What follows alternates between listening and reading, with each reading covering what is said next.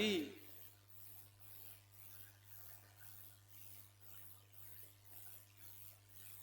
तो कल हमने 14 नदियों के नाम पढ़े थे कि तत्वार्थ सूत्र में 20 नंबर सूत्र तृतीय अध्याय का, इसमें 14 नदियों के नाम आए थे। गंगा, सिंधु, रोहित, इटास्या, हरित धरकांता, सीता सीतोदा, नारी नरकांता, स्वर्ण रूपकुला, रक्ता रक्तोदा। ऐसी 7 क्षेत्रों में 2-2 नदियां बहती हैं। इस टोटल 14 नदियां पूरे महानदियां कहलाती हैं। 14 पूरे जम्मू द्वीप में 14 महानदियां बहती हैं। अब 14 महानदियां हैं, अब इनकी परिवार नदियां कितनी हैं, जिससे ये नदियां जब निकलती हैं अपने तालाब में से तो बहुत छोटी होती हैं, बहुत पतली धारा के साथ निकलती हैं। और जो निकलती हैं वहां से जैसे ही निकलती हैं तो इस प्रकार का इनकी रचना होती है। जैसे ये तालाब है,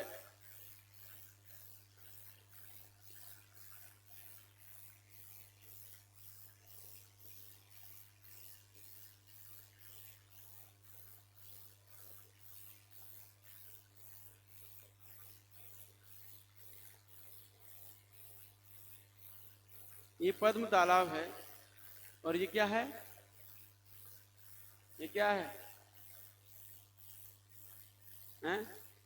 ये भरत क्षेत्र है। क्या है ये? भरत क्षेत्र है। इस भरत क्षेत्र में पहले जो नदी निकलेगी यहाँ से, गंगा नदी पूरब की ओर जाएगी और पूरब की ओर जाके फिर नीचे की ओर आएगी भरत क्षेत्र की ओर। तो जब वो यहाँ से निकलती है बहुत पतली धारा होती है, फिर यहाँ नीचे आती है और यहाँ नीचे आने पर जब यहाँ विजयात पर्वत है, इस विजयात पर्वत से पहले यहाँ पर एक गौमुख रहता है। यहाँ गौमुख, इस गौमुख से ये निकलती है और उसके बाद यहाँ एक कुंड होता है, उस कुंड में आके गिरती है। और उस कुंड में चैत्यालय अकृत्यम प्रतिमा है, उस अकृत्यम प्रतिमा के ऊपर ये गंगा की धारा गिरती है। और फिर वहां उस प्रतिमा का अभिषेक होने के बाद उसके नीचे भवन है, प्रतिमा के जस्ट नीचे, उसमें गंगा देवी रहती है। इसीलिए गंगा का पानी पवित्र कहा जाता है। क्यों? क्योंकि वह अकृत्रिम प्रतिमा का स्पर्श करके फिर आगे बढ़ती है। इसीलिए गंगा के पानी को, ये गंगा जो दिख रही है ये उसके सामने नाली के समान भी नहीं है, क्योंकि ये बहुत बड़ी गंगा है जो यहाँ की है। अभी जो गंगा यहाँ से निकलती फिर विजयात पर्वत में से होके फिर भरत क्षेत्र में आती, भरत क्षेत्र में जाती हुई यहाँ से आती है यूं, और फिर विजयात पर्वत से होके और यूं लवण समुद्र में मिल जाती है।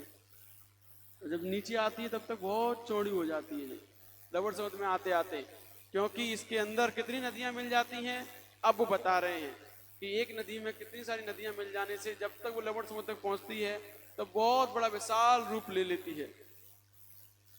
जैसे आपने देखा होगा नर्मदा का उद्गम स्थान अमरकंटक, अमरकंटक में जाकर देखो एक पतली सी धारा के साथ बह रही है वहां से बिल्कुल, और यहाँ पर आकर न्योवर में आकर कितना विशाल रूप है। और ये इसका मध्य स्थान बताते हैं, नाभि स्थान। नर्मदा का नाभि स्थान क्या है? नेमावर। और इसके आगे और जाके उस गुजरात में जाके मिलती है समुद्र में, अहमदाबाद से और आगे निकल के वहां समुद्र में मिलती है। वहां बहुत विशाल रूप में है अहमदाबाद में नर्मदा नदी। तो इस प्रकार से कई सारी नदियां मिल जाती हैं तो बहुत विशाल रूप ले लेती हैं ऐसी नदियां। तो इधर गंगा निकलती है और इधर सिंधु नदी आ जाती है। तो इस प्रकार 2 नदियां डिवाइड करती हैं भरत क्षेत्र के 6 खंडों को। और अपन बीचों बीच में यहाँ आर खंड, ये हमने कल समझा था।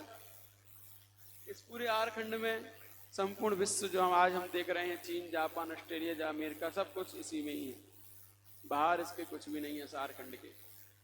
तो अभी हम लोग यहाँ तक भी नहीं पहुंच पाए, सिंधु नदी तक, गंगा नदी की भी खोज नहीं कर पाए हैं कि इसके आर खंड के जो गंगा नदी है मुख्य और सिंधु नदी है वो कहाँ है, क्योंकि ये सब अकृत्रिम है। कृत्रिम चीजें अभी वर्तमान में देखने में नहीं आ रही, बहुत दूरी पर हैं ये, बीच में ही जाने क्या क्या है, तब जाकर इन तक पहुंच पाएंगे। तो इसीलिए अभी वैज्ञानिक लोग अपने जैन भूगोल से बहुत पीछे हैं। जैन शास्त्रों ने जो खोज कर रखी है, व्हाट इज जैनिज्म, जैनिज्म क्या है, कितना सूक्ष्म है, कितना गहराई को लिए हुए है, ये हम जब शास्त्रों का अध्ययन करते तब समझ में आता है कि हमारे आचार्य कितना ज्ञान रखते हैं, उन्होंने कितना कुछ बताया है। इस जैन भूगोल के माध्यम से पूरे विश्व को जाना है, समझा है, तभी जाकर केवल ज्ञान होता है। जब तक लोक को नहीं जानेंगे, लोक कैसा है, लोक की में किस प्रकार के लोग हैं, किस प्रकार की रचना है, किस प्रकार, तब तक निशंकित नहीं हो पाते। कोई ना कोई शंका बनी रहती है। जब हम ये जान लेते हैं सब ऐसा है, वहाँ ऐसा है, इस प्रकार वैसा है, यहाँ ऐसा है, तो कोई जिज्ञासा नहीं रहती, शांत हो जाता मन। मन के शांत होने पर ही ध्यान होता है। इसीलिए हमारे आचार्यों ने बहुत कुछ लिखा है शास्त्रों में, पढ़ने की देरी है। जैनिज्म सबसे आगे है, उसने जो खोज की है वो कोई नहीं कर पाया आज तक। लोग ढूंढ रहे हैं कि शास्त्रों में जो लिखा है वो है कहाँ, लिखा ही है कि है कुछ भी, उन्हें पता ही मिल ही नहीं रहा, तो कह रहे कहाँ है, कपोल बातें हैं। नहीं, सब कुछ है, क्योंकि ये सब एक एक गणित के अनुसार है। एक एक इंच नपा हुआ है त्रिलोक पंडित त्रिलोक सार में, एक एक इंच नाप नाप के निकाला है हर चीज का, तो कल्पना हो ही नहीं सकती। जो गणित के अनुसार है वो कल्पित नहीं होता है, कल्पित बातें अलग ही दिखाई दे जाती हैं। तो यहाँ बता रहे हैं उन महानदियों के सहायक नदियां कितनी हैं। चतुर्दश नदी सहस्र परविता, परविता, परविता नहीं, चतुर्दश नदी सहस्र परविता, गंगा सिंधुवाद्यो नद्यः, गंगा सिंधुवादयो नद्यः, चतुर्दश नदी सहस्र परविता, गंगा सिंधुवादयो नद्यः,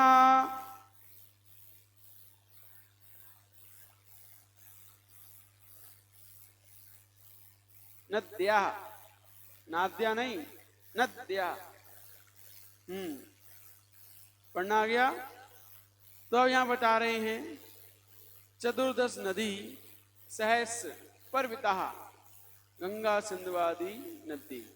तो गंगा सिंधुवादी नदियों के युगल, दोनों नदियों के 14,000 सहायक नदियों से घिरे हुए हैं।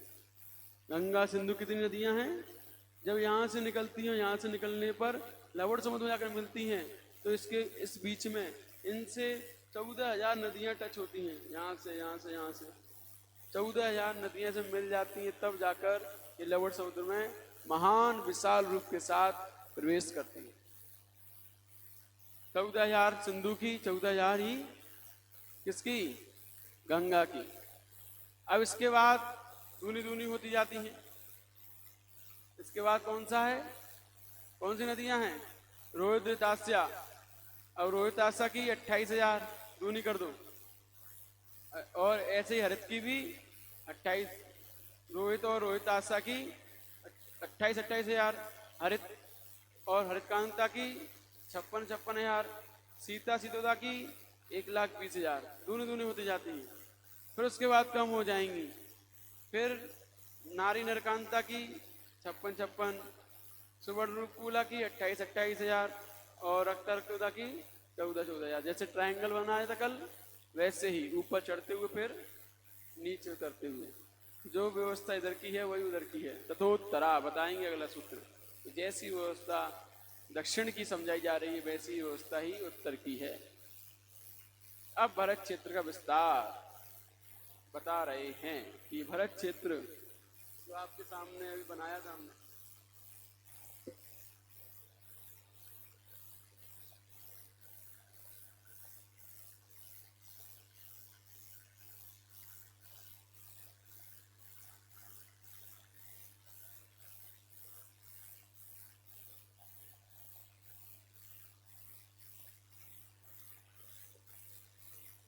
ये भरत क्षेत्र, ये है 6 खंड का, 1 2 3 4 5 6 खंड का ये भरत क्षेत्र है। अब ये कितना बड़ा है, उसका विस्तार कितना है, भरतः षट्विंशति पंचयोजन शतविस्तारः षट्चैकोन विंशति भागा योजनस्य भरता षट्विंशति पंचयोजन शतविस्तारः षट्चैकोन विंशति भागा योजनस्य। तो यहां बता रहे हैं कि भरत क्षेत्र षट्विंशति पंचयोजन शतविस्तारः अर्थात षट्विंशति माने 26 और पंचयोजन शत अर्थात 500, तो 526 योजन विस्तार वाला है। और षट्चैकोन विंशति भागा और कह रहे हैं योजन से एक योजन के षट्चैकोन, षट्चैकोन मान माने 6 भाग ऊन विंशति, 6 भाग ऊन विंशति में 6 भाग अधिक और ऊन माने कम 19 हो गया। विंशति में एक कम कर दो क्या हो जाएगा 19। ऊन माने क्या होता है कम, जैसे अपन बोलते हैं 30 से पहले क्या आता है 29, तो 30 से जो कम है वो क्या है 29, ऊन लगा दिया ना 29। ऐसे ही ऊन विंशति, ऊन विंशति को क्या बोलेंगे 19 बोलते हैं अपन, जबकि होता क्या है 19। हाँ 20 में जो कम है उसे 19 अपन बोलते क्या 19।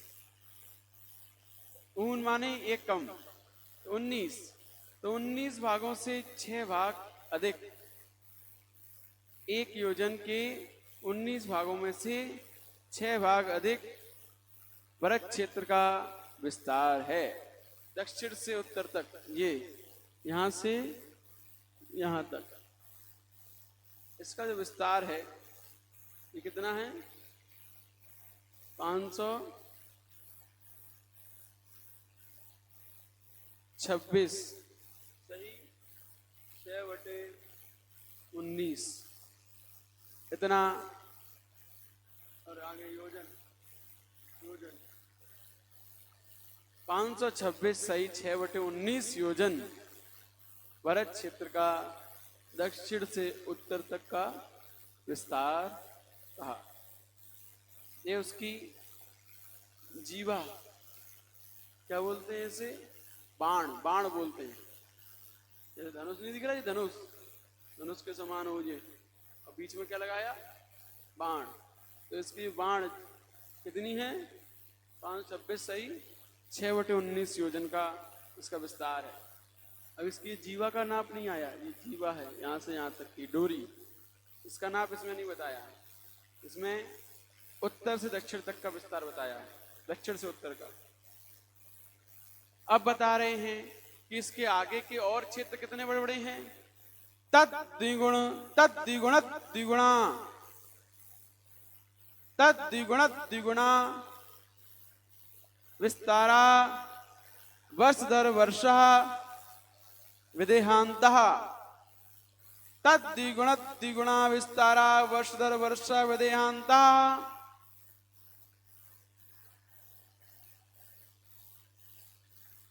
क्लियर। तो यहां कह रहे हैं विदेह क्षेत्र पर्यंत ये सब पर्वत और क्षेत्र भरत क्षेत्र से दूने दूने विस्तार वाले हैं। तो भरत क्षेत्र से लेके विदेह क्षेत्र तक सब दूने दूने विस्तार वाले हैं। तो पहला कितना था 526 सही 6/19 योजन, इसमें 2 का गुणा और कर दो तो क्या निकल आएगा। अगला क्षेत्र कौन सा है भरत क्षेत्र के बाद कौन सा भरत, ऐरावत कहां से आ गया हेमवत, हेमवत क्षेत्र इसके बाद। तो हेमवत क्षेत्र इससे दूना निकलेगा, 526 का दूना करेंगे तो 2105, 2105 5/19 योजन इतना निकल के आएगा। इसका 2 का गुणा करने पर क्या आएगा 526 के दूने करो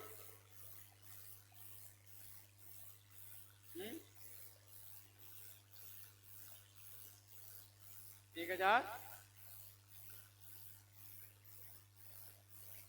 हाँ 1052। तो यहाँ पर विदेश क्षेत्र पर्यंत पर्वत और क्षेत्र भरत क्षेत्र से दूने दूने विस्तार वाले हैं। तो पहले पर्वत आएगा, फिर क्षेत्र आएगा, फिर पर्वत, फिर क्षेत्र, फिर पर्वत, फिर क्षेत्र। तो पहले भरत क्षेत्र के बाद पर्वत आएगा। तो पर्वत 1052.12/19, 1052 सही 12/19 योजन का पर्वत है दूना इससे। फिर इससे दूना हेमवत क्षेत्र है 2105 सही 5/19 योजन। फिर इससे दूना महाहिमान पर्वत है 4210 सही 10/19 योजन। फिर इससे दूना हरि क्षेत्र है। तो ऐसे दूने दूने कहाँ तक? विदेश क्षेत्र तक। तो विदेश क्षेत्र कितना हो जाता है टोटल? 33,684 सही 4/19 योजन का क्या है? विदेश क्षेत्र। अब इसके बाद तथोत्तरा, अब उसके बाद बता रहे हैं उत्तरा दक्षिण तुल्य। तो उत्तर के समान वो दक्षिण के समान उत्तर है, दक्षिण के समान उत्तर के क्षेत्र पाए जाएंगे।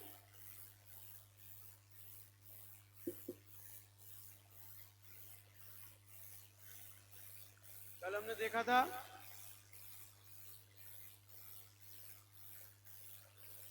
क्या? विदेश क्षेत्र इधर पूर्व और इधर क्या आएगा? दक्षिण।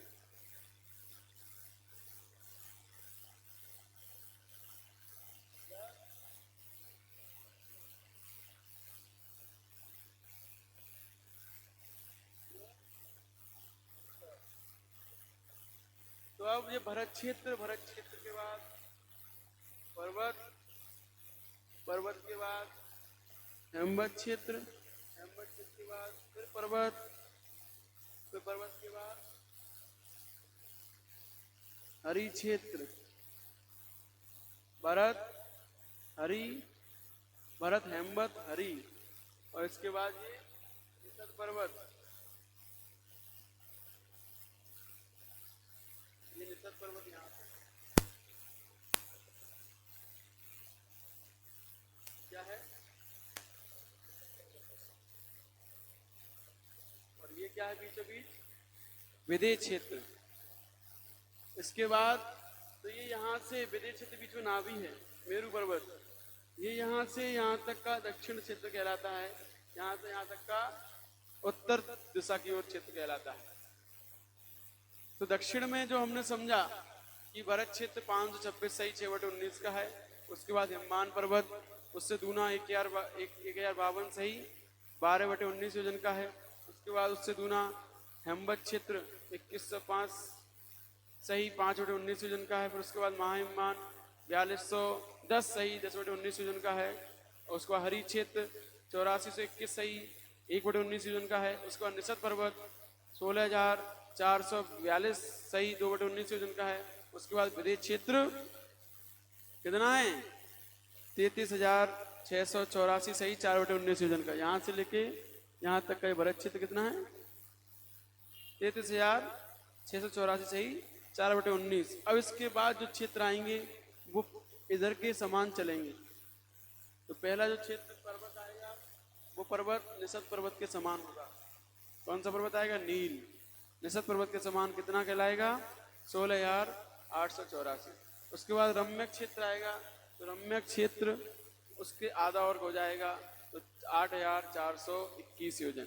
उसके बाद रुक्मी पर्वत आएगा, वो उसका आधा हो जाएगा 4,210 योजन। उसके बाद हिरण्यवत क्षेत्र आएगा, वो उसका आधा हो जाएगा 2,105।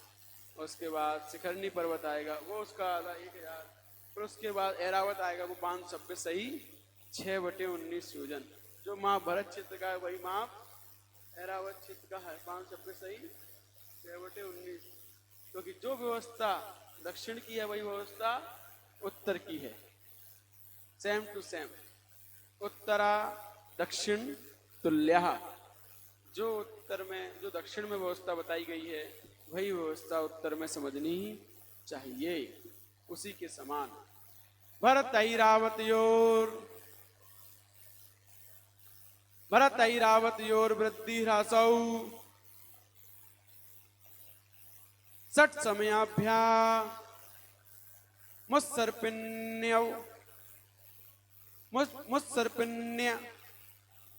वसर्पणीभ्याम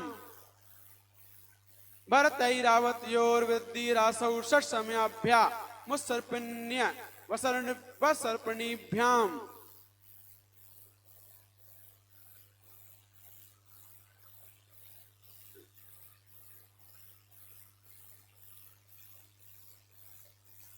नहीं आया? थोड़ा थोड़ा छोटे बच्चों की तरह। भरतैरावतयोर वृद्धि ह्रासौ षट समयाभ्या मुत्सर्पण्य वसर्पणीभ्याम। क्लियर? पढ़िए।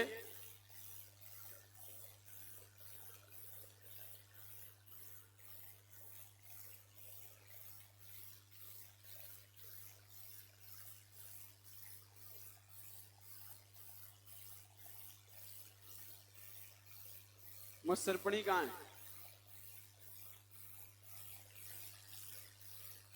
मुत्सर्पिण्य,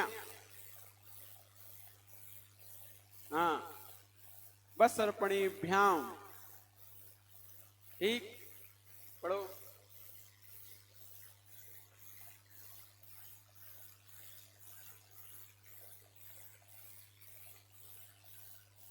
बा नहीं है, वसर्पणीभ्याम। बा सर्पणीभ्याम नहीं, बड़ा नहीं है, वसर्पणीभ्याम। भैया जी पढ़ो। भरत कहाँ है? भरतैरावत। हाँ, देख के पढ़ो अच्छे से।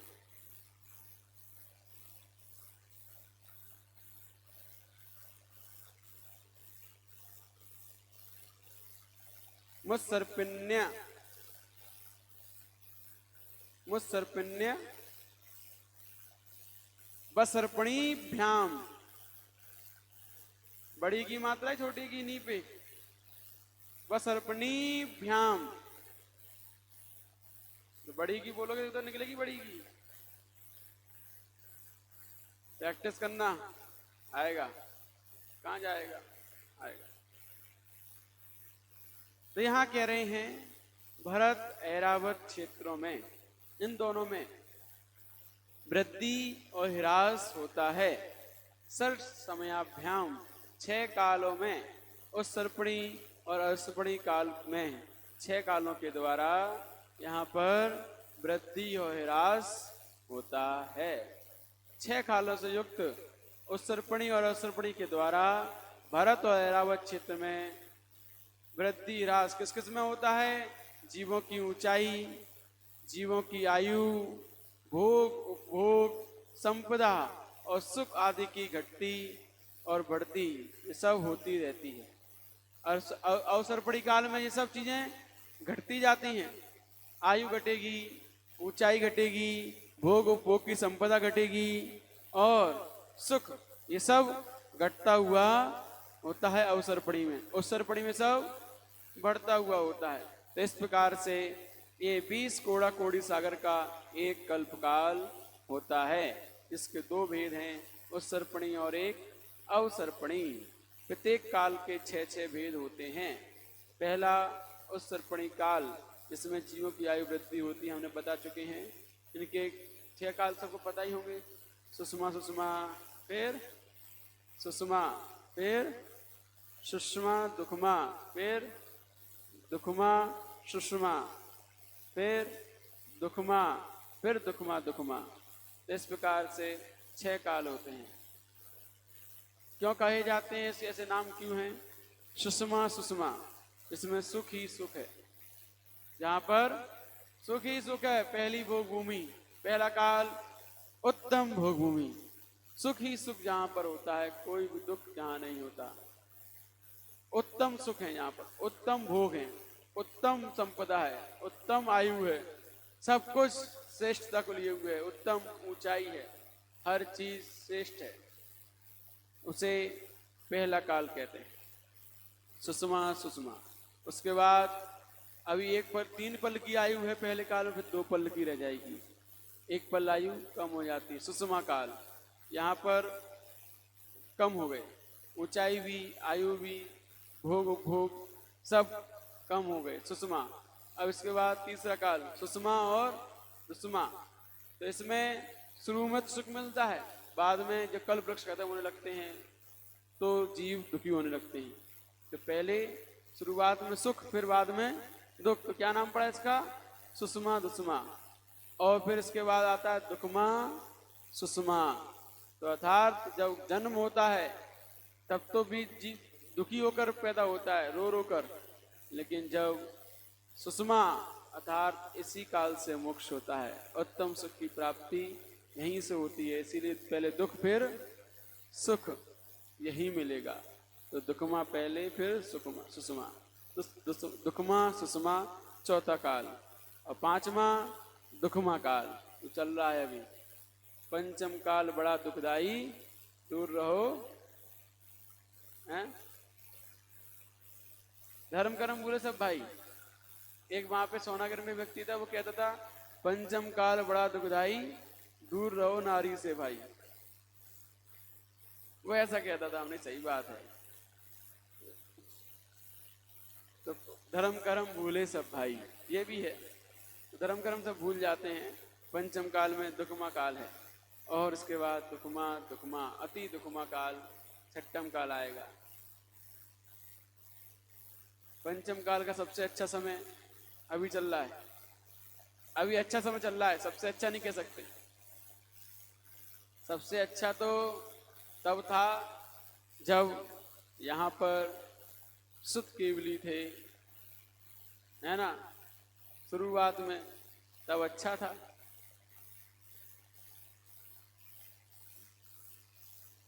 हाँ, तो उस समय बहुत अच्छा था, भद्रबाहु स्वामी के समय। तब ये भरत क्षेत्र में हजारों की संख्याओं में मुनराज थे।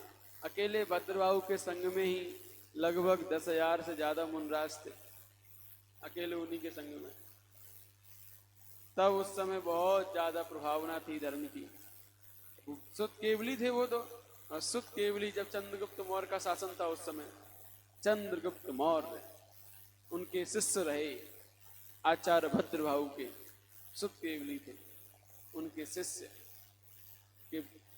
उसको पढ़ते ना समाधि भक्ति, चंद्रगुप्त सी गुरु सेवा का पाठ सिखा देना, मेरा अंतिम मरण समाधि तेरे दर पर हो जा। पढ़ते ना, उसमें आता है चंद्रगुप्त ने बहुत सेवा की थी अपने गुरु की अंत समय में। उन्हीं के समय जब भद्रबाहु स्वामी उत्तर भारत की से दक्षिण भारत की ओर गए, जब अकाल पड़ा था, तभी से श्वेतांबर पंथ प्रारंभ हुआ था, उससे पहले नहीं था। सपने क्या के लिए आए? वो तो निमित्त ज्ञानी थे, निमित्त से जान लिया था 12 वर्ष का काल पड़ेगा। सर्प देखा था उन्होंने सामने, स्वप्न में देखा था सर्प, सर्प देखा था उन्हें 12 फन का फैला था, वो 12 फन, बड़े बड़े फन, उसके अंदर फुफकार रहा है बहुत जोर से, फुसकार मार रहा है। और जब वो हार करने जा रहे हैं एक जगह, तो एक छोटा सा बालक चिल्ला रहा है बा बा बा बा, ऐसे कर रहा है, जाओ जाओ जाओ, और बोल रहा था बा बा बा। तो उन्होंने सोचा बा बा माने 12, और 12 फन का सर्प भी देखा था। तो उन्होंने निकाला 12 वर्ष तक उस सर्प की फुफकार से, कि जहर से क्या हो जाता है, सब जगह भूमि बंजर हो जाती है, तो अकाल पड़ने वाला है। 12 वर्ष का यहाँ अकाल पड़ेगा, इसीलिए उन्होंने जान लिया, समझ लिया, निमित्त ज्ञान से वो चले गए थे। लेकिन जो नहीं मानी जिन शिष्यों ने उनकी बात, वो यहीं उत्तर भारत में रह गए, और वो भ्रष्ट हो गए, अलग पंथ बन गया। श्वेतांबर परंपरा प्रारंभ हुई वहां से। तो उससे पहले जिन शासन का स्वर्णिम काल चल रहा था, उससे पहले कोई पंथ विभाग नहीं थे, वहां से पहला हुआ श्वेतांबर। उसके बाद तो बहुत सारे हो गए। अब तो 13 पंथी, 20 पंथी, स्थानक वासी, जाने कौन कौन से वासी, सोनगढ़ी, है ना, और भी होंगे, हमें पता नहीं है, तारणपंथी और भी हैं, यानी कौन कौन चल गए अब तो। हाँ वो तारणपंथी, तारण, तो कई प्रकार के मतों में बट चुके हैं हम।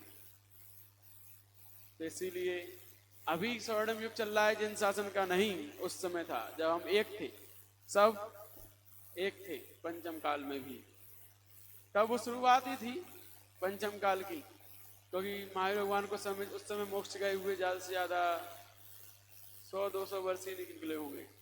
100-200 वर्ष के अंदर ही पांचों सुख केवली हो गए। तब उस समय पंचम काल का स्वर्णिम युग था। और अब अच्छा है, स्वर्णिम नहीं है, सबसे अच्छा नहीं है ना। अच्छा इसलिए है क्योंकि पहले आज से 100 साल पहले की स्थिति जो थी हिंदुस्तान की, उसमें उत्तर भारत में एक भी दिगंबर महाराज दिखाई नहीं देते थे, और आज हर जगह चतुर्मास हो रहे हैं। तो ये आज अच्छा काल है, वृद्धि को प्राप्त होता हुआ समय है।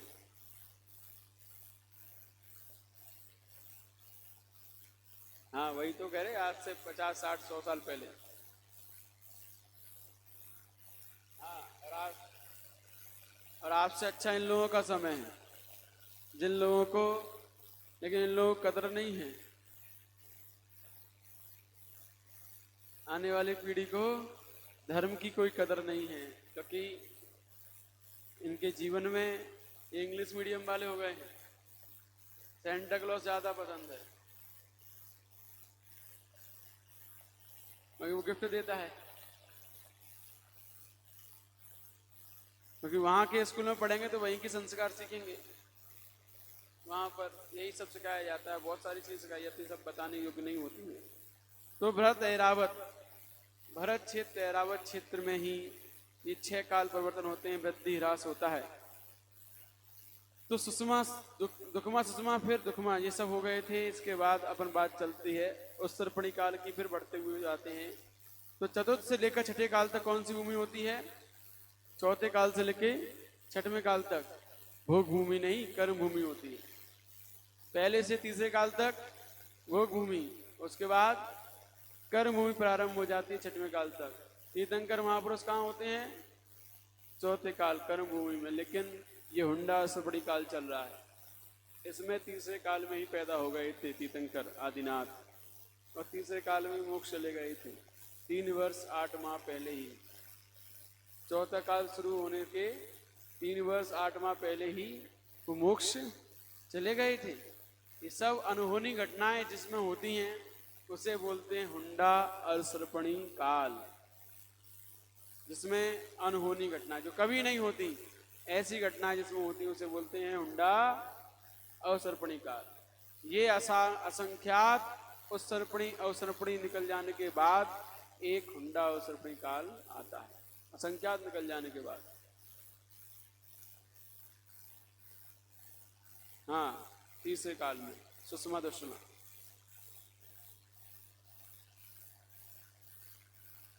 सुषमा दुष्मा काल में कल्प वृक्ष समाप्त होते हैं, शुरुआत में रहते हैं, बाद में खत्म होते जाते हैं, हीन होते चले जाते हैं। हाँ इस बार नहीं, उसी तीसरे काल में समाप्त हुए थे, तीसरे काल के अंत में, क्योंकि कितने कोड़ा कोड़ी का सागर का होता है तीसरा काल? कितने? पहला 4 कोड़ा कोड़ी सागर का पहला काल, उसके बाद 3 कोड़ा कोड़ी सागर का दूसरा काल, फिर 2 कोड़ा कोड़ी सागर का तीसरा काल होता है। तो 2 कोड़ा कोड़ी सागर का तीसरा काल। जब आदिनाथ भगवान उत्पन्न हुए थे, 84 लाख वर्ष की उनकी आयु थी, 84 लाख पूर्व की। तो 84 लाख पूर्व से कुछ समय पहले तक क्या थे? कल्प वृक्ष। तो आदिनाथ भगवान का जब जन्म हो गया, जन्म होने के बाद जब वो युवराज बने, तब लोगों ने त्राही त्राही मचाई कि कल्प वृक्ष खत्म हो गए हैं, हमारी आजीविका कैसे चलेगी, हम कैसे बढ़ेंगे, आगे तब आदिनाथ भगवान ने असी मसी कृषि शिल्प वाणिज्य विद्या इनका उपदेश दिया था। तब तक कल्पवृक्ष थे, जब तक उन्होंने उपदेश नहीं दिया तब तक। ये उपदेश कब दिया था उन्होंने? युवराज अवस्था में, महाराज अवस्था में नहीं, युवराज अवस्था में। तो इसलिए ये उस समय तक कल्पवृक्ष थे, तीसरे काल के अंत तक। इसके बाद 169 महापुरुष कौन कौन से होते हैं जो इस चौथे काल में उत्पन्न होते हैं? 24 तीर्थंकर, 24 माता पिता तीर्थंकर के, है ना?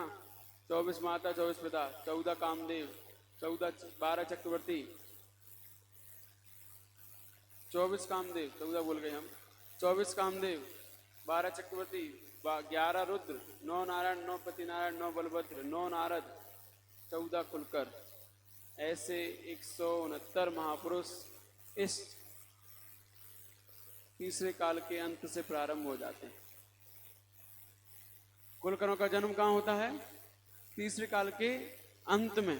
तो नाभिराय जो थे वो अंतिम कुलकर थे, तो इसीलिए अंत तक क्या रहे थे? कल्प वृक्ष, नाभिराय के समय तक। उसके बाद तीर्थंकर ऋषभदेव का आगमन हुआ और उन्होंने कर्म की व्यवस्था समझाई, तब ये कर्म भूमि प्रारंभ हुई।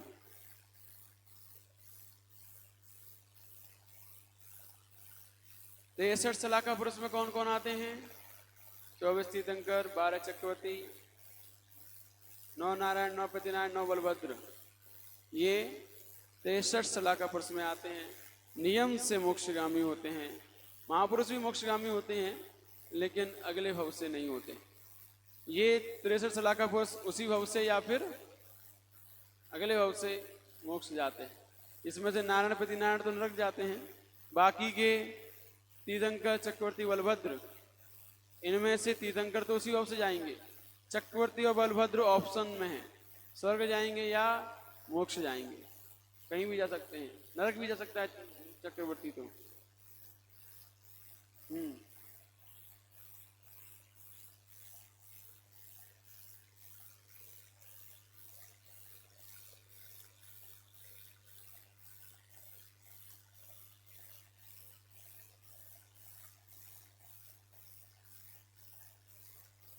मान भंग नहीं, वहां मान भंग नहीं होता है।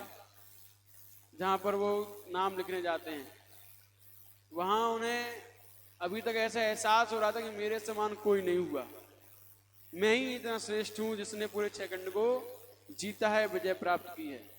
लेकिन जब वहां जाके देखते कि मुझसे ज्यादा बहुत हो चुके हैं, पूरा शिलापट्ट, पूरा विश्वाचल पर्वत, पूरा नाभिगिरी उनके नाम से भरा पड़ा हुआ है, तो वहां जाकर उसका अहंकार टूटता है। मानभंग नहीं होता, मानभंग तब होता है जब चक्रवर्ती हारता है बाहुबली भगवान के हाथों से।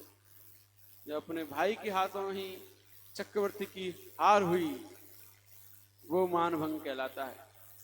हारना, युद्ध में हारना, चक्रवर्ती किसी से भी युद्ध में हारता नहीं है, लेकिन ये हुंडा अवसर्पणी काल का ही दोष है कि चक्रवर्ती का मानभंग होना, अपने भाई के द्वारा ही पराजित होना। वरना चक्रवर्ती किसी से भी पराजित पूरी दुनिया में कोई नहीं है, ना कोई देव, ना कोई मनुष्य, कोई भी उन्हें पराजित नहीं कर पाता।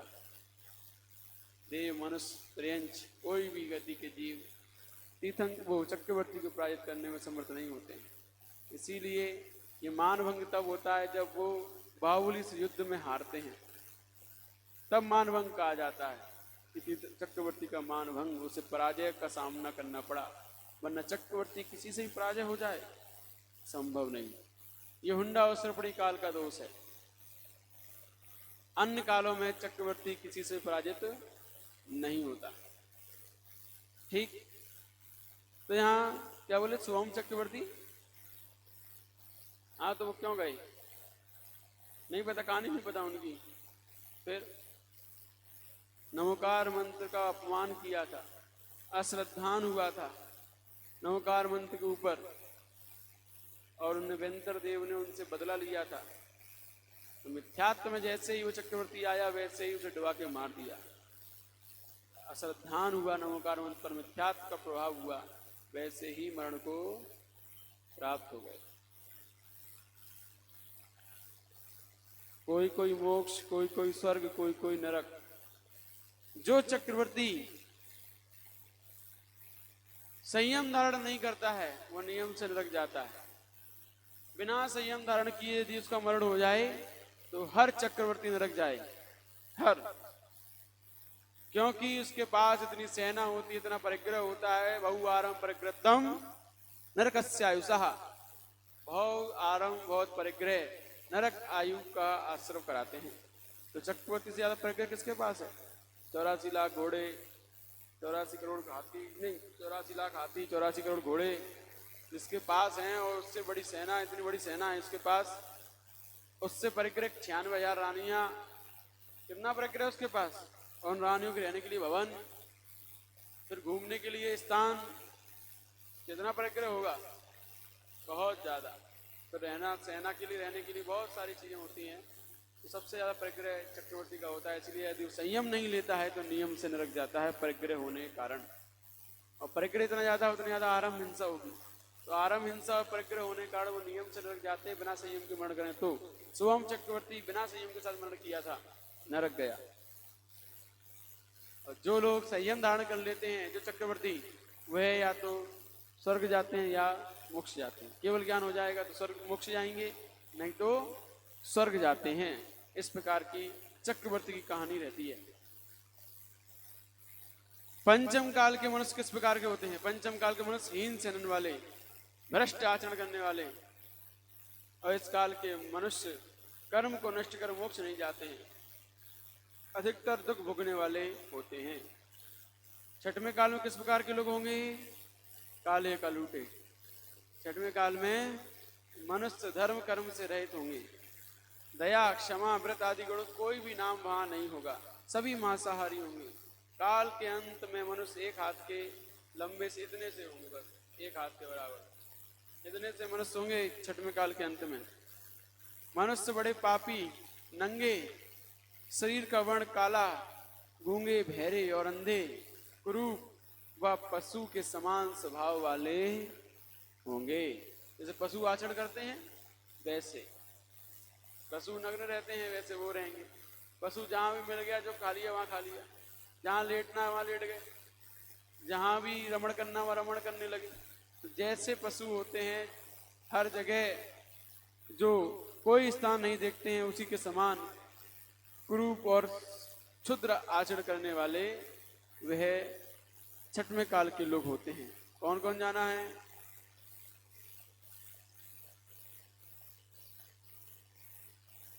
नहीं, वैज्ञानिक कहते हैं मनुष्य बंदर था, मूर्ख बनाते हैं वो, जानते ही नहीं है कि मनुष्य क्या था।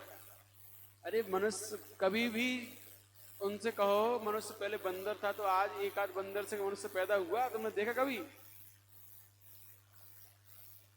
बंदर त्रियंच गति का प्राणी है, मनुष्य मनुष्य गति का प्राणी है। तो एक गति का जीव दूसरी गति में कैसे परिवर्तित हो सकता है? नहीं हो सकता है। सिद्धांत ही अलग है। जहां सिद्धांत से ही घटित नहीं हो रहा है कि गति परिवर्तन अपने आप हो जाए बिना मरण किए, संभव नहीं है।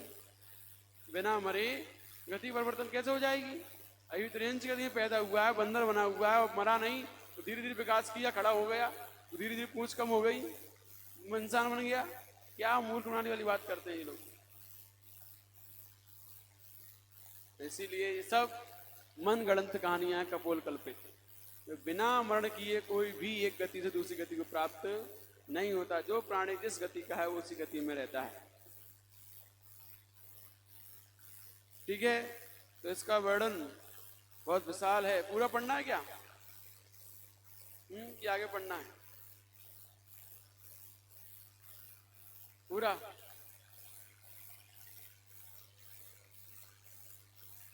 नहीं होती।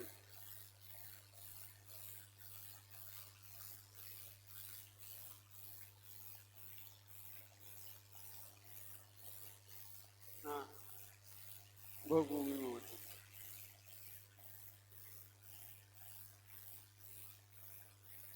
तभी तो आगे बढ़ेगा क्रम। अगर नहीं होगे तो कहाँ बढ़ेगा क्रम। पहले से तीसरे काल तक ही भोग भूमि में बच्चे युगलिया पैदा होते हैं, और वो एक साथ युगलिया होते हैं, पत्नी पत्नी साथ साथ पैदा होते हैं, पति पत्नी, और बड़े हो जाते हैं 49 दिन में। 49 दिन में जवान हो जाते हैं, फिर पूरे जीवन काल तक वह जवान रहते हैं। अंत समय में जब उनके गर्भ से फिर दोबारा बच्चे पैदा होते हैं, तब माता को जमाई आती है, पिता को छींक आती है, और दोनों चले जाते हैं अपने आप। दोनों बच्चे अपने आप ही पहले 7 दिनों में लेटेंगे, फिर खिसकेंगे, फिर 7 दिन घुटने के बल चलेंगे, फिर 7 दिन सब होता है वहाँ पे, खाने पीने की चीज़ें सब हो जाता है, उनकी व्यवस्था है ना। बहुत मजबूत होते हैं वो, ऐसे ही नहीं होते, मजबूत सेनन होता है उनका। हीन सेनन नहीं होता पहले दूसरे तीसरे काल में, मजबूत सेनन वाले होते हैं। इसलिए वहाँ 49 दिन में कोई फर्क नहीं पड़ता है, मजबूत सेनन वाले होते हैं। खाते भी होंगे कैसे खाते होंगे वो वही जाने, लेकिन मजबूत सेनन वाले होते हैं।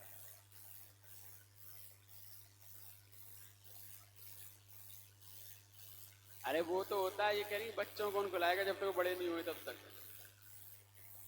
तो वो इतने मजबूत सेनन होता है कि उन्हें इतनी आवश्यकता वहाँ नहीं पड़ती, वो अपने आप ही वृद्धि को प्राप्त होते हैं 49 दिन तक, और 49 दिन बाद वो सारे भोग को भोगते रहते हैं पूरी आयु भर।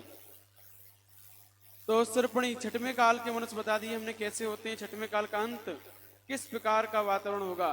छठवें काल के 49 दिन पहले शेष रहने पर क्रमशः सबसे पहले बहुत शीत वायु को क्या कहते हैं, वर्षा होगी, शीत ठंडी जल की। फिर छार नमक युक्त पानी बरसेगा, नमक से भरा हुआ छार से। पहले ठंडा पानी बरसेगा बहुत ज्यादा, फिर उसके बाद छार से भरा हुआ, फिर विष से भरा हुआ, फिर वज्र पत्थर गिरेंगे, पत्थर, फिर अग्नि गिरेगी, फिर धूल, और फिर धूम्र धुआं। इस प्रकार से 7 प्रकार की 7 दिन तक भयंकर वर्षाएं होंगी, जिससे सारी पृथ्वी पर महाप्रलय हो जाएगा। 1 योजन तक पृथ्वी जल जाएगी, 1 योजन तक, 1 योजन गहराई तक पृथ्वी पूरी जल जाएगी। 6000 किलोमीटर तक पूरी पृथ्वी जल जाएगी। 1 योजन तक पृथ्वी जल जाएगी, और जल और अग्नि से पृथ्वी भस्म हो जाएगी। इस महाप्रलय से अत्यधिक जीव सब मर जाएंगे। छठवें काल के सिर्फ 72 जोड़े बचते हैं। कितने? 72 जोड़े, वो भी सच जाती है। 72 जोड़े बचते हैं, और 72 जोड़े कौन बचाता है? विद्याधर देव। विद्याधर लोग उन 72 जोड़ों को उठाकर विजयार्थ की गुफाओं में ले जाकर रख देते हैं, और विजयार्थ की गुफाओं में ले जाकर वहां रख देते हैं। तो विजयार्थ उससे दूर है आरखंड से, ये आरखंड में ही प्रलय होती है और कहीं नहीं होती। ये अपना भरत क्षेत्र है ना, अभी देखा था आपने।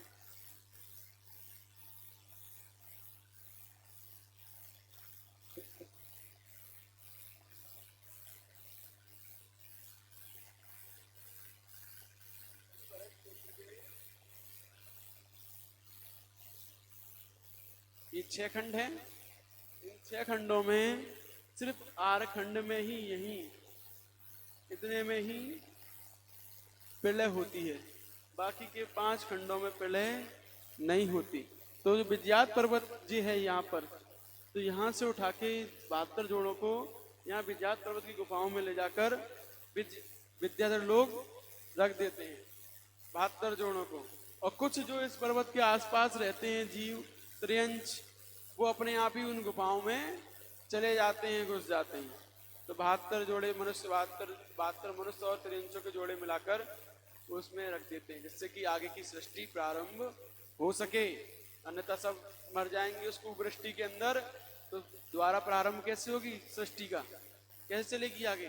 तो ऐसे 72 जोड़े, एक जोड़ा हर प्रजाति का वो उठाकर इस प्रजाति की गुफाओं में ले जाकर सुरक्षित रख देते हैं। और वह जब तक कुवृष्टि होती है तब तक इन विद्यार्थी के पाँव में ही रहते हैं।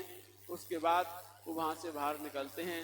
जब अच्छी वृष्टि प्रारंभ होती है सावन के महीने से, 7 दिन जल बरसेगा, मीठा जल, फिर उसके बाद फिर सामान्य जल, फिर मीठा जल, फिर अमृत, दूध, ऐसे अच्छी अच्छी चीज़ें बरसेंगी 7 दिन, 49 दिन तक। तब जाकर भादों का महीना आता है। उस भादों के महीने पर्यूषण प्रारंभ होते हैं, धर्म का उपदेश दिया जाता है। ऐसा प्रवचन है एक दिन पहले के पर्यूषण से कि पर्यूषण क्यों प्रारंभ होते हैं, क्या कारण है पर्यूषण प्रारंभ होने का, हम क्यों मनाते हैं पर्यूषण, तो ये सब उसमें बताया जाएगा। तो ये इस प्रकार छठे काल के अंत में कुवृष्टियाँ होती हैं। और उस सर्पणी काल का प्रारंभ कब होता है, तो श्रावण कृष्णा प्रतिपदा से उस सर्पणी काल का प्रारंभ होता है। इस उत्सर्पणी काल के प्रारंभ में 49 दिन तक 7 तरह की वर्षाएं होती हैं। जल, दूध, घी, अमृत, सुगंधित पवन आदि की 7 सप्ताह तक शुभ वर्षाएं होंगी। उससे सभी जगह शांति स्थापित होगी। वह दिन भाद्र शुक्ला पंचमी का होगा। तो भाद्र शुक्ला पंचमी से ही पर्यूषण पर्व प्रारंभ हो जाते हैं। धर्म दोबारा से पैदा हो जाता है धरती पर, उससे पहले नहीं था, उससे पहले नष्ट हो गया कि सारी कुवृष्टि से। तो भाद्र शुक्ला पंचमी से जो छठवें काल के लोग थे, जो क्रूर थे, पशुओं की तरह जिनका आचरण था, एक दूसरे को मार मार कर परेशान करते थे, खाते थे, ऐसे लोगों को विद्याधर लोग उपदेश देते हैं, नहीं अब हमें ऐसा नहीं करना है, हमें क्षमा धारण करना है, हमें मार्दवता सरलता लानी है, हमें आर्जव सरल परिणाम करने हैं, विनम्रता लानी है, संतोषी बनना है, सत्य बोलना है, त्याग, तप, आकिंचन, ब्रह्मचर्य, 10 धर्मों का उपदेश देते हैं। हाँ, वो एक आदमी रहते हैं उस समय, हाँ विद्याधर लोग, क्योंकि इन 6 जो है अपने 6 हैं खंड, इन 6 खंड में यही सब कुछ हो रहा है। 8 खंड में ही सारी 7 दिन कुवृष्टि, वो 49 दिन कुवृष्टि और 49 दिन सूर्यवृष्टि यही होती है। लेकिन इन सब में क्या होता है, इन सब में प्रलय नहीं होती, लेकिन हानि वृद्धि होती है, हानि और वृद्धि होती है। जैसे जैसे 6वां 5वां काल आता जाता है, वैसे वैसे शरीर की ऊंचाई, भोग संपदाएं वहां घटती बढ़ती हुई होती हैं। आयु यहाँ भी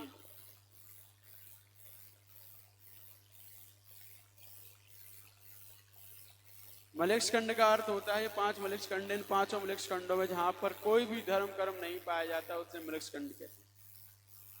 वहां धर्म से रहित होते हैं, जैसे अपने विदेश। क्या है वहां पर, कोई धर्म है? कोई धर्म नहीं, बस खाओ पियो मौज उड़ाओ अय्यासी करो, यही है सब कुछ वहां पर। क्या मलेच्छ खंड?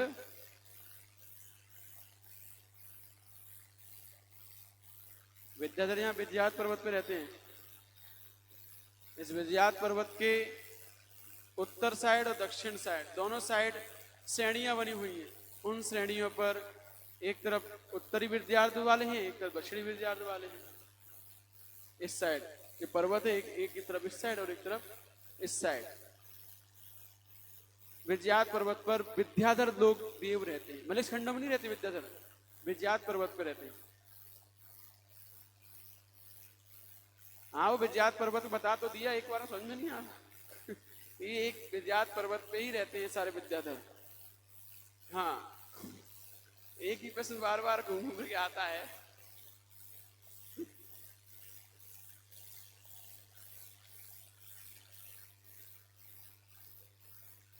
वो भूमि वाले लवण समुद्र में रहते हैं। लवण समुद्र में होती कुबो भूमियां, वहां अंतरदीप होते हैं, अंतरदीपों के अंदर कुबो भूमियां होती हैं, वहां रहते हैं वो बड़े बड़े कान वाले, कुत्ते जैसे मुंह वाले, घोड़े जैसे मुंह वाले मनुष्य वहां रहते हैं। उनके इतने बड़े कान होते हैं कि अपना कान ढककर ही सो जाते हैं, उस कान को चादर बना लेते हैं। वो इतने बड़े बड़े कान वाले मनुष्य कुबो भूमि में पाए जाते हैं। कहाँ पाए जाते हैं? तो वो भूमि। तो इसलिए ये सब अपनी व्यवस्था है लोक की। कौन सा कर्णयोग चल रहा है ये? कौन सा अनुयोग है? कर्णानुयोग है। इस कर्णानुयोग में ही सारे लोक अलोक का वर्णन होता है। अब इसके बाद आता है हुंडस्वरूपणी काल। कब आता है? असंख्यात अवसरपणी काल के बीतने पर एक हुंडा अवसरपणी काल आता है। हमने बताया था असंख्यात अवसरपणी काल निकल जाएंगे तब एक भी आएगा। इसके बाद हुंडा अवसरपणी काल में किस पर घटनाएं होती हैं तो बताई थी हमने अभी। तीर्थंकर ऋषभदेव की पुत्रियां हुई थी।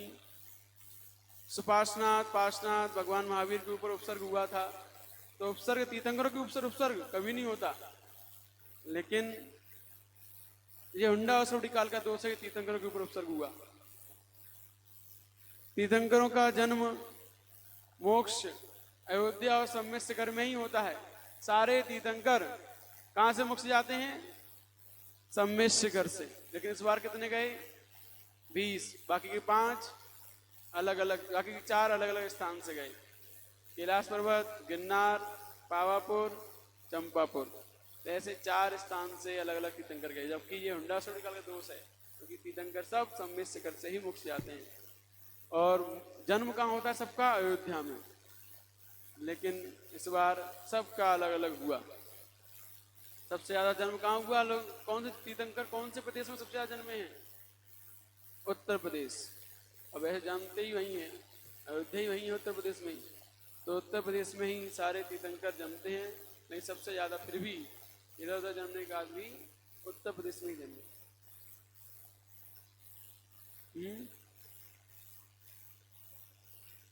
चंद्रप्रभ भगवान, हाँ उत्तर प्रदेश में पार्श्वनाथ भगवान भी वहीं बनारस में, और भी हैं कुछ भगवान ही हैं जो बिहार में जन्मे हैं। जैसे अपने महावीर भगवान कुंडग्राम बिहार में आ गया है। श्रावस्ती में कौन जन्मा है? संभवनाथ। सब राजगृही में मुंसव्रतनाथ, चंपापुर में वासुपुज भगवान। तो बिहार और उत्तर प्रदेश इन 2 जगह ज्यादा तीर्थंकरों का जन्म हुआ है। तो ये सब किसका दोष है? किसका दोष है? हुंडा अवसरपणी काल का। चक्रवर्ती का मान भंग हुआ, ये भी हुंडा अवसरपणी काल का दोष है। और ये सारी की सारी 63 सलाका पुरुषों की कमी हुई। 63 सलाका पुरुष कम हो गए इस बार। कितने? 6। 63 में से 6 कम हुए। कैसे हुए? तो जो तीर्थंकर थे 3, वो 3 तीर्थंकरों ने 2-2 पद ले लिए। चक्रवर्ती और कामदेव, शांतिनाथ, कुंतनाथ, रैनाथ, ये तीनों तीर्थंकर भी रहे, चक्रवर्ती भी रहे और कामदेव भी रहे। तीनों पद अकेले नहीं ले लिए। इस कारण से 6 लोग कम हो गए। 6 लोग और चक्रवर्ती बनते, 3 लोग और चक्रवर्ती बनते, 3 लोग और कामदेव बनते। लेकिन वो 6 लोग इस हुंडा अवसरपणी काल के दोष के कारण इस बार कम बने। कमी हुई 63 सलाका पुरुषों की। टोटल 63 होते हैं। इस बार 63 में से 6 घटा तो कितने हुए? कितने हुए? 57, 57। इस बार 57 ही सलाका पुरुष हुए, 63 नहीं हुए। हर बार 63 होते हैं, इस बार 57 ही हुए क्योंकि 6 पद 3 लोगों को ही मिल गए, उनको एक्स्ट्रा मिल गए 6 पद। अवसरपणी काल में मनुष्यों के शरीर की ऊंचाई कितनी होती है? तो अवसरपणी काल में प्रथम काल में मनुष्य के शरीर की ऊंचाई 3 कोस की। 3 कोस कितना होता है? एक कोस में 3 किलोमीटर। 3 कोस में 9 किलोमीटर का मनुष्य होता है। 9 किलोमीटर का मनुष्य कौन से काल में? हाँ, 9 किलोमीटर ऊंचा। इतना बड़ा आपका शिखर जी भी नहीं है, वो भी 1 किलोमीटर का होगा बस ऊंचाई में, जमीन से लेकर ऊपर तक, है ना। 9 किलोमीटर की ऊंचाई होती है पहले काल में मनुष्यों और त्रियंचों की। 3 कोस की अगर चींटी भी होगी वहां पर पहले काल में चींटी तो वहाँ होती नहीं है, पहले तो भोग भूमि में तरस जीव होते नहीं है, लेकिन वो होते हैं वहाँ पे। छिपकली, छिपकली होगी तो कितने किलोमीटर की होगी? 9 किलोमीटर की। देखिए तुमने इतनी बड़ी छिपकली, 9 किलोमीटर लंबी। तो ऐसे वहां पर 3 कोस के प्राणी होते हैं प्रथम काल में। दूसरे काल में 2 कोस के, 3 किलोमीटर कम कर दो, 6 किलोमीटर के। और तीसरे काल में 1 कोस के, 3 किलोमीटर लंबे होते हैं। चौथे काल के प्रारंभ में 500 धनुष की ऊंचाई रह जाती है मात्र। उसके बाद पंचम काल के प्रारंभ में 7 हाथ की, और छठे काल के अंत में 1 हाथ की ऊंचाई रहेगी। भोगभूमि में आप पंचेंद्रिय जीव होते, तरस विकलत्र नहीं होते वहां, एक इंद्रिय और पंचेंद्रिय। एक इंद्रिय सब जगह ही रहते हैं, हाँ, एक इंद्रिय और पंचेंद्रिय, बस विकलत्र नहीं होते भोगभूमि में। अवसर्पणी काल में मनुष्यों के शरीर का रंग कैसा होता है? पहले काल में मनुष्यों का रंग उगते हुए सूर्य के समान, दूसरे काल में चंद्रमा के समान सफेद, और तीसरे काल में मनुष्यों का रंग हरित वर्ण का श्याम वर्ण के समान होता है। और चौथे काल में 5 वर्ण वाले होते हैं, सोने के, चांदी के, हरे, काले, 5 वर्ण वाले चौथे काल में। देखे ना, 2 नीले, 2 हरियल, 2 सांवरे, 2 गोरे, बाकी सब तपाए हुए सुनहरे सोने के समान। तो ये 5 रंग वाले पाए जाते हैं चौथे काल में। और 5वें काल में मनुष्य के भी 5 वर्ण होते हैं, देखे नहीं आज तक हमने। 5वें काल में 5 वर्ण वाले, हरे तो देखे ही नहीं है। हरे कैसे होते हैं? लाल, लाल देखे? हरे, लाल, काले तो सब जगह देखे। तो वे कांति व तेज से रहित होते हैं। छठे काल में धुएं के समान वर्ण वाले कुरूप मनुष्य होंगे। धुएं के समान वर्ण, धुएं कैसा वर्ण होता है? न काला न गोरा, बिल्कुल मट मट मैला सा, बिल्कुल बेकार सा। तो छठ काल में मनुष्य की आयु कितनी होती है? तो आयु बता दी, पहली काल में 3 पल, दूसरे में 2 पल, तीसरे में 1 पल की, चौथे काल प्रारंभ में 1 कोटि पूर्व की आयु है। कर्म भूमि की उत्कृष्ट आयु 1 कोटि पूर्व, नोट कर लो। कर्म भूमि की उत्कृष्ट आयु सबसे अधिक, यदि कर्म भूमि आयु मिलती है कितनी? 1 कोटि पूर्व। कितनी मिलती है? 1 कोटि पूर्व। यदि 1 कोटि पूर्व से एक समय भी ज्यादा आयु मिल जाती है तो वह भोग भूमि का जीव होता है, कर्म भूमि का नहीं, क्योंकि उसकी आयु असंख्यात वर्षों की कही जाएगी। फिर संख्यात वर्ष में 1 कोटि पूर्व तक ही गिना जाता है। लिख लिया? क्यों लिखना नहीं यार? 1 कोटि पूर्व कैसे लिखते हैं? 1 कोटि पूर्व कर्म भूमि की उत्कृष्ट आयु, हाईएस्ट एज ऑफ कर्म भूमि।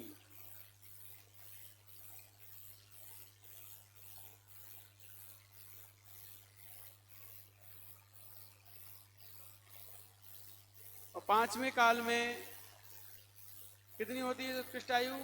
120 वर्ष। और 6वें काल में अंत में केवल 15 वर्ष की आयु होगी।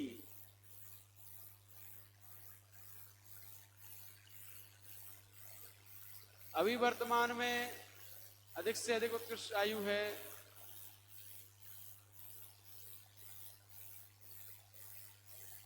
100,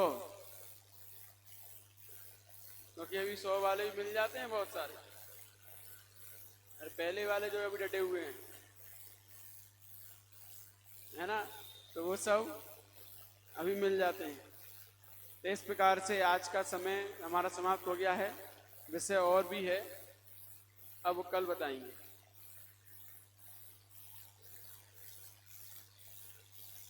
अगला सूत्र अब कल पढ़ेंगे। अतः प्राणिक स्वाध्याय निष्ठापन क्रियायाम पूर्वाचार्य क्रमेण सकल क्रमक्षयार्थम भाव पूजा वंदना स्तव समेतम श्री शुद्ध भक्ति कायु सर्गम कृपया।